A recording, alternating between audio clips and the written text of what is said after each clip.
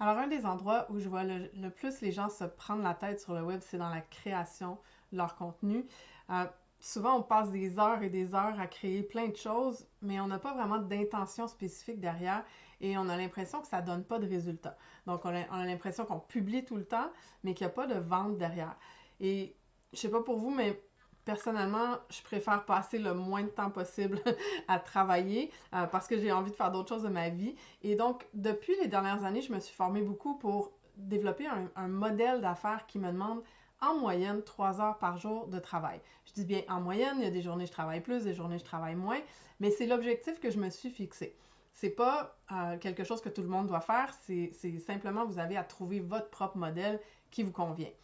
Pour ma création de contenu, j'ai dessiné un modèle qui me permet de gérer tout ce qui a trait à mon contenu en travaillant à peu près 1 heure là-dessus de manière très focus. Et c'est un peu ce que je veux vous partager aujourd'hui dans cette vidéo sur l'écosystème que j'ai construit pour que vous puissiez comprendre comment vous pouvez l'appliquer dans votre propre entreprise. Ce modèle-là me permet donc de travailler à peu près 1 heure par jour dans la création de contenu et publication, je tiens à le préciser, et ça me permet aussi d'arrêter de faire des appels découvertes. J'en fais encore à l'occasion, mais la plupart de mes ventes se font via Messenger, sans jamais envoyer de messages non sollicités, là, soyez sans crainte, c'est pas du tout une méthode que j'aime. Et ça fait en sorte que les gens viennent vers moi quand ils sont prêts à travailler avec moi, tout simplement. Pour y arriver, ce qu'il faut faire, c'est, premièrement, on n'a pas besoin d'avoir un planning de contenu 90 jours à l'avance. Je ne fais jamais de planification à l'avance de mes contenus, à part quand je fais un lancement très spécifique, là, je peux avoir une séquence sur quelques jours, mais la grande majorité du temps, j'écris mes publications du jour le jour même et je sais pas à l'avance ce que je vais dire dans 3 mois. Par contre, ça ne veut pas dire que je ne suis pas stratégique dans la façon de créer mes contenus. Et ça, je l'ai divisé en 4 sections que je vais vous présenter aujourd'hui qui va vous permettre de comprendre un peu l'ensemble du modèle. Donc, ce qu'il faut faire, c'est savoir évidemment quel contenu créer pour créer un lien de confiance. Il faut voir aussi comment faire en sorte que les gens vont réellement apprendre à nous connaître parce qu'on n'achète pas avec quelqu'un qu'on ne connaît pas. Et aussi comment avoir une conversation qui est humaine avec les gens pour générer des ventes. Et ensuite, aussi comment on peut utiliser la publicité Facebook à notre avantage à tout petit budget pour accélérer ce qu'on fait de manière organique. Donc, je vais vous expliquer les 4 sections de mon écosystème. La première section, c'est le contact. Et ça va être votre marché froid. Donc, c'est quoi votre marché froid? C'est votre audience, c'est les gens qui ne vous connaissent pas encore et qui viennent juste de vous découvrir. Pour savoir quoi dire à ces gens-là, personnellement, je me sers d'un outil que j'appelle la matrice de contenu. Ce que ça fait, c'est que ça permet d'identifier les sujets clés sur lesquels je dois parler à répétition à mon audience pour me faire connaître et faire en sorte que les gens développent une relation de confiance avec moi. Donc, c'est le premier contact initial. Et le fait d'avoir cette matrice-là me permet d'être hyper créative dans mes contenus. Donc, chaque matin, je vais me lever, je vais décider de quoi je parle. Des fois, j'ai décidé la veille. Des fois, le dimanche, j'ai plein d'inspiration, puis je vais écrire 5 publications pour la semaine. Mais je ne sais jamais à l'avance. Par contre, j'ai cette matrice-là qui fait en sorte que je sais stratégiquement de quoi je peux parler pour créer cette relation-là avec les gens. Et je vais aussi, évidemment, dans cette section-là, tenir compte de qu'est-ce qui fonctionne en ce moment comme publication sur Facebook. Parce que ce qui fonctionnait il y a 5 ans ne fonctionne pas nécessairement aujourd'hui. Vous avez peut-être vu, par exemple, sur votre page professionnelle, votre niveau d'engagement diminuer drastiquement. Il y en a d'autres que non. Mais moi, personnellement, je me sers surtout de mon profil et je me sers de différents types de publications très précis qui vont faire en sorte que ça va accélérer et augmenter l'engagement avec les gens qui viennent tout juste d'arriver dans mon environnement. Je vais aussi me servir de ma liste courriel, donc à l'étape de prendre connaissance de qui je suis sur le web.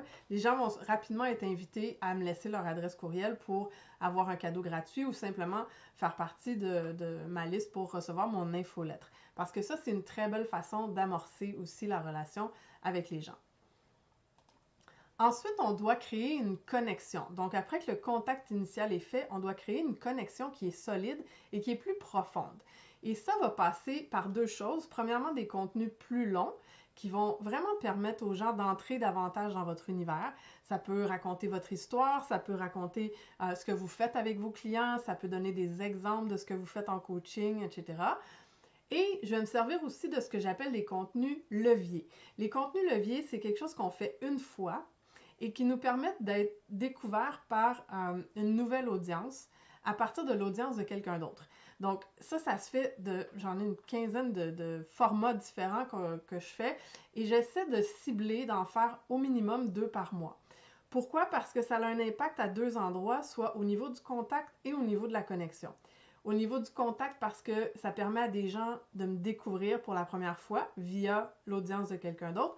Et au niveau de la connexion, parce que ça crée des contenus qui sont beaucoup plus longs, qui sont très chaleureux souvent et qui amènent les gens à me découvrir sous diverses facettes.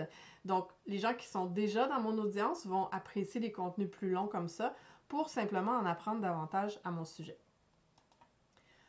Une fois qu'on a le contact et la connexion, ce qu'on veut, c'est vraiment créer une relation solide avec les gens. À ce niveau-là, on parle de notre marché chaud. Donc, ça peut être des gens qui achètent un petit produit auprès de nous, ou qui achètent 1 heure de coaching si vous vendez à l'heure. Donc, ça va être vraiment l'endroit où les gens vont avoir un avant-goût de ce que vous faites concrètement comme travail. Ça peut se faire aussi via des webinaires gratuits ou des masterclass gratuites, mais ce qu'on veut, c'est vraiment que les gens viennent goûter à notre génie, en fait, à ce qu'on fait de mieux et à la façon dont on accompagne les gens. Parce que aujourd'hui, les gens, avant d'investir avec quelqu'un pour un accompagnement dans la durée, que ce soit 3 mois, 6 mois, 1 an, on veut vraiment aller s'assurer que la personne, on aime son style d'enseignement, on aime son style de coaching, on connecte avec ses valeurs, etc. Et ça va se faire très facilement par le biais d'un plus petit produit ou une plus petite offre qui est comme un premier pas. C'est pas obligatoire, mais ça renforce énormément la relation et ça accélère l'achat de quelque chose de plus gros ensuite. Et le dernier point important de l'écosystème de contenu, ça va être évidemment la vente. Si vous n'avez pas une offre qui est solide et qui répond à un besoin précis chez votre clientèle, bien, vous avez beau avoir toute l'audience et l'engagement et la relation possible, vous n'allez pas générer de revenus. Donc, la vente est un élément très clé dans l'écosystème global qu'on crée parce que c'est ce qui va générer les revenus en bout de ligne. Évidemment, il y a plusieurs façons de faire de la vente, mais il y a beaucoup de coachs qui sont très mal à l'aise avec ça. Et ils pensent que quand je parle de vente par Messenger, par exemple, ils pensent qu'il faut envoyer des messages privés non sollicités à des gens. Et moi, ça, c'est quelque chose que je ne fais jamais. En fait, parce que les 3 autres éléments sont en place et très stratégiquement créés, les gens viennent vers moi quand ils veulent travailler avec moi. Donc, c'est eux qui viennent dans Messenger, lever la main et dire comment on peut travailler ensemble. Et à partir de là, c'est une question d'avoir une relation, une conversation tout à fait humaine, comme vous auriez au téléphone, en fait, pendant un appel découverte, mais vous faites ce travail-là dans Messenger directement. Pourquoi c'est intéressant? Bien, parce que ça sauve énormément de temps. Vous pouvez choisir d'éliminer complètement les appels découvertes, si vous voulez, ou, comme moi, je les élimine à, je dirais, 90-95%. Et quand c'est nécessaire, j'en fais un. Quand j'ai envie d'en faire un, j'en fais un. Mais ce qui arrive, c'est que c'est beaucoup plus court parce que j'ai préqualifié la personne dans Messenger avant de lui parler. Donc, ça raccourcit, encore une fois, le temps que j'ai à travailler à chaque jour. Au lieu de passer 15 heures dans ma semaine à faire des appels découvertes, je vais simplement avoir quelques conversations dans Messenger avec les gens qui ont déjà dit « Je suis intéressé, est-ce que je peux avoir plus d'informations? » Donc, j'ai absolument pas à mettre de la pression, j'ai pas besoin de manipuler, j'ai pas besoin de faire quoi que ce soit. Je vais juste répondre aux questions et avoir une conversation très normale. Et quand les gens veulent en savoir plus, je leur envoie un document dans lequel il y a les détails de mon offre.